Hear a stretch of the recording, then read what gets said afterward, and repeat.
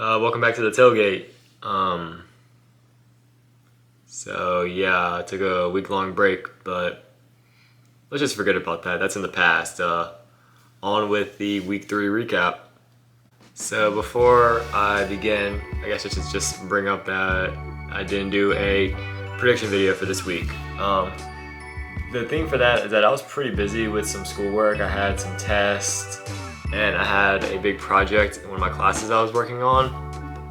So that's one reason. And also the next one, I really did not think this week was going to be as interesting as it was. I really only had 7 games picked to look at, even though I normally like to do 10. So just with all that work and then the busy week of school I had, I decided just to kind of not do it. But I turned out to be wrong. I really should have done a prediction because there were actually a lot of interesting games. So let's get on to that, and we'll start with our 5 big winners. The first big winner for me was BYU as they beat Arkansas at Arkansas 38-31. The big thing was that BYU had 2 double-digit comebacks as they were down 14-0, and then they were also down 31-21. Then they came back and won, like I said earlier, 38-31. There really was no standouts on BYU. They played good all across the board. They had 2 players with 10 tackles, and then they were really good on both the rushing and receiving core. They got a lot of pressure on KJ Jefferson, which was a big reason for their 2 rallies in that game. And of course, they had that big one-hand catch to give them the lead. I didn't expect BYU to be this good, entering the Big 12, but I think with that win against Arkansas, they're making a real case that they should be ranked and that they actually might be pretty competitive in the Big 12. Another big winner for me is West Virginia as they beat Pitt in the backyard brawl 17-6. Mainly for West Virginia, their defense just played really good. They had 3 picks, a lot of tackles. They just played really good on defense as they held Pitt to 6 points the whole game, just 2 field goals. And then also for West Virginia, really the biggest part on their offense was C.J. Donaldson Jr. as he had 100 yards and a touchdown. I didn't watch much of this game, and there's not too much to look at, but again, it's a pretty impressive win. Of course, being a rivalry game and all that, it's just a really good win. West Virginia, as their defense looks pretty good, as they improve to 2-1. The next big winner for me is Washington, and I know they were expected to blow out Michigan State. It's still just impressive. They are on another level right now. Michael Penix, I say as of right now, he looks like the Heisman. 13 touchdowns, only 1 pick. He's averaging like 400 and I'd say probably 50 yards a game. He's just on another level right now. He is throwing dots. Michigan State just had no answer. All 4 Penix's touchdowns were in the first half, and he really didn't need to do much else after that. Penix finished with 473 yards and of course the 4 touchdowns in the first half. And they were just in cruise control the whole game. They look, legit. I'm excited to see how they do in the Pac-12 against all those ranked opponents, but I said that one of the big winners, as they really do look like possibly the best team in the Pac-12 right now. And I guess until Cam Rising comes back, I think it's just really them and USC for the Pac-12 title. The next biggest winner for me is one of our 2 upsets as Missouri beat number 15 K-State 30-27. This was a very tight game the whole way. It really looked like it was going to go to overtime. But then, of course, the hero of Missouri, Harrison Mevis, 61-yard SEC record field goal for the win as Missouri rushed the field. As this is probably their first ranked win in a really good while. But, they look pretty good. Will Howard for K-State played really good, but Brady Cook for Missouri played even better. 350 yards, 2 touchdowns. Luther Burden for Missouri also played really good. He had his 2 touchdowns and 110 plus yards. And of course, the player of the game is Harrison Mevis. 61-yard field goal is insane. But with that, I think Missouri is one of the biggest winners. They're getting that big ranked win as they're about to enter SEC play. And the biggest winner overall for me is Florida as they demolished Tennessee 29-16.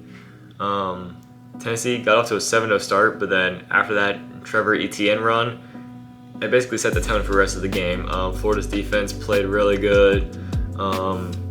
Their offense, of course, was driving very slowly. Tennessee just couldn't get any big plays going. Milton was pretty underwhelming, and as soon as they started picking up, it was just a little too late.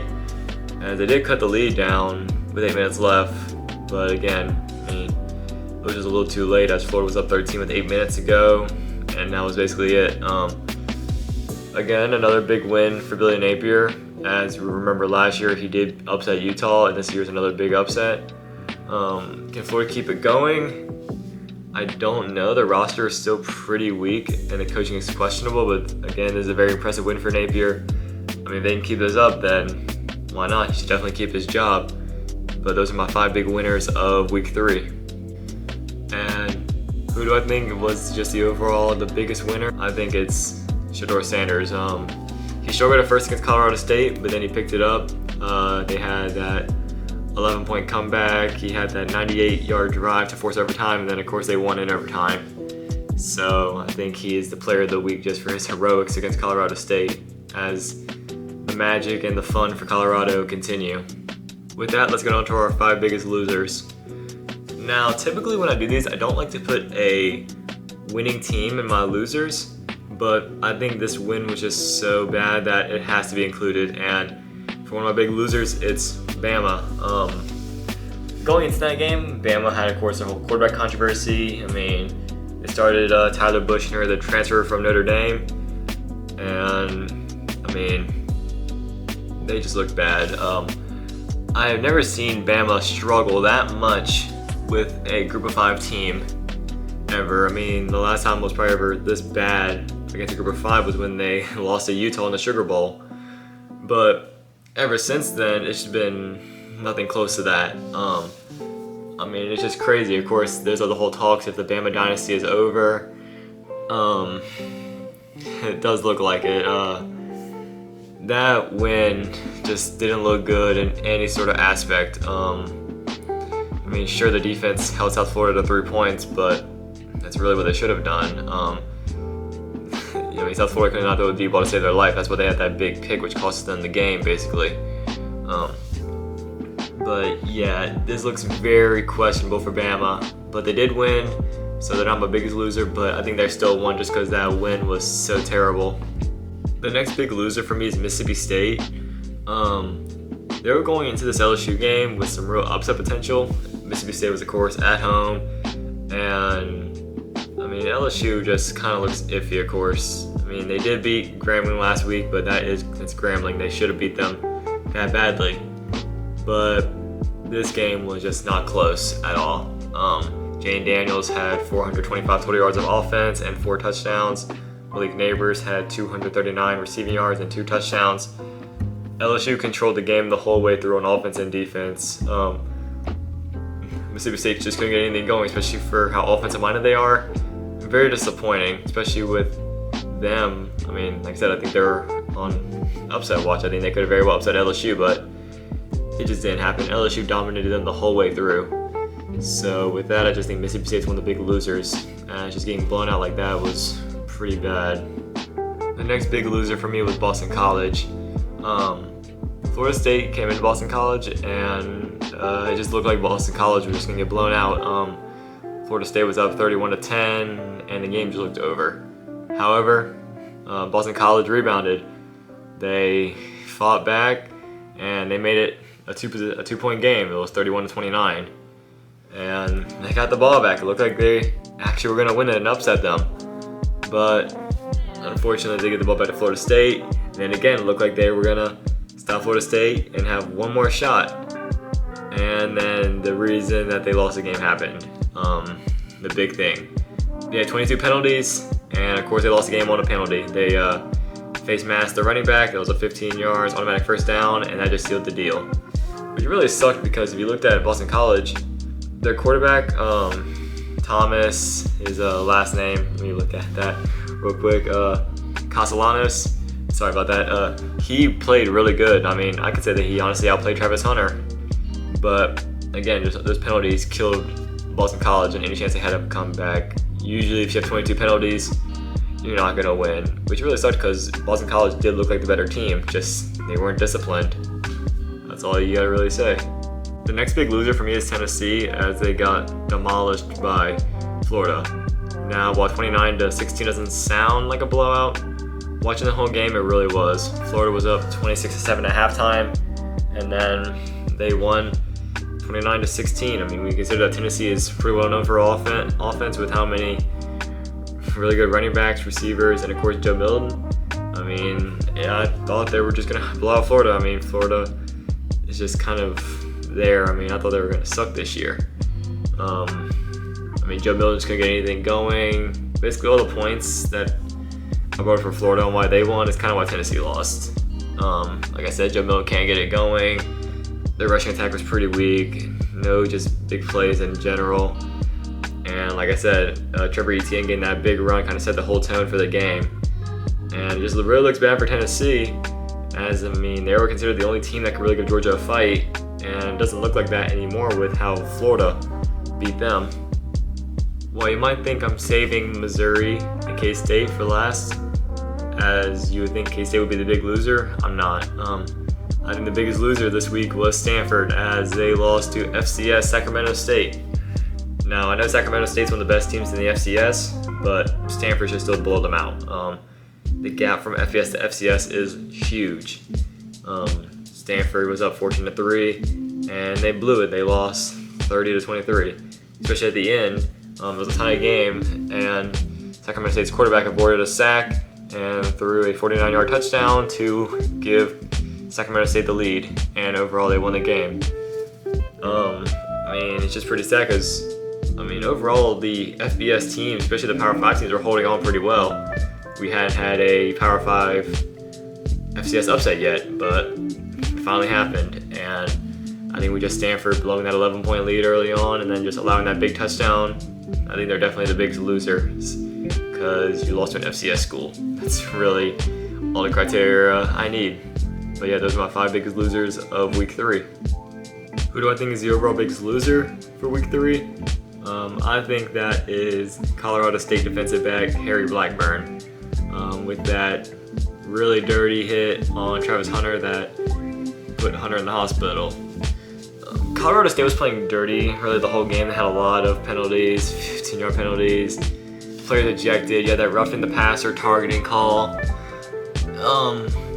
where that player threw Shador on the ground and all that. Just all that with how tense this game was. I mean, I really thought the benches were going to empty out and they were going to start fighting. But like I said, overall, Henry Blackburn is just the biggest loser. I mean, that was just a disgusting hit. I mean, that was definitely targeted. That was dirty by any means. I mean, the ball was already out of bounds. He could definitely see, and you can just see him staring down Hunter afterwards. So I just think with all that, he's just the biggest loser, especially with Colorado State losing that game in double overtime. Now, who are my Heismans after this week? Again, I think Caleb Williams is still up there. He was on a bye week, but he did play the most games before then. So really no reason to dock him for that. And then of course you have all your other guys. Mainly it's a Pac-12 battle, it seems like. Shador Sanders, again, had another great game. And if we look outside of there, Jaden Daniels has been playing pretty good since that loss to Florida State. So I think he's definitely climbing back up in the rankings for the Heisman spot. Travis Hunter is of course there, Quinn Ewers is of course there, but I think there's a new number 1 for me, and that is Michael Penix. Again, I brought it up when I was talking about Washington. He is playing out of his mind right now. I mean, 3 straight 400-yard games. He has 13 touchdowns to 1 pick. All their games have been blowouts. He has been playing insane. They're going to Pac-12 play soon, so I'm ready to see how he does in that level. But I think after Week 3, I think Michael Penix is my new number 1 for the Heisman. Now it's time for my favorite part, the polls. Comparing the top 25 to the AP top 25. Of course, they're on the side of the screen. You can definitely tell which one is ESPN because the graphics are way nicer. But looking at the polls, you can of course see the main difference with the top 5, how mine and the APs are different. However, my top 5 stay consistent the whole way through. I don't think Ohio State should be dropped down to 6, especially these last 2 weeks since Marvin Harrison Jr. came back. They've been playing really good, and they've been showing that they, I think, deserve that ranking, especially with last week with how Florida State and Texas really struggled. I don't also agree with Texas jumping Florida State. I mean, I don't think struggling with Wyoming for 3 quarters and then finally playing how you're supposed to is really all that impressive. I don't think it warrants a jump, especially with how Bama played. Bama does not look as impressive anymore, and I think Florida State still has just the most impressive win. And that wraps up really my comparison of the top 5 to the AP top 5. Looking at the rest of the top 10, really the only big difference is that I don't have Oregon in my top 10 as I have Utah in that spot.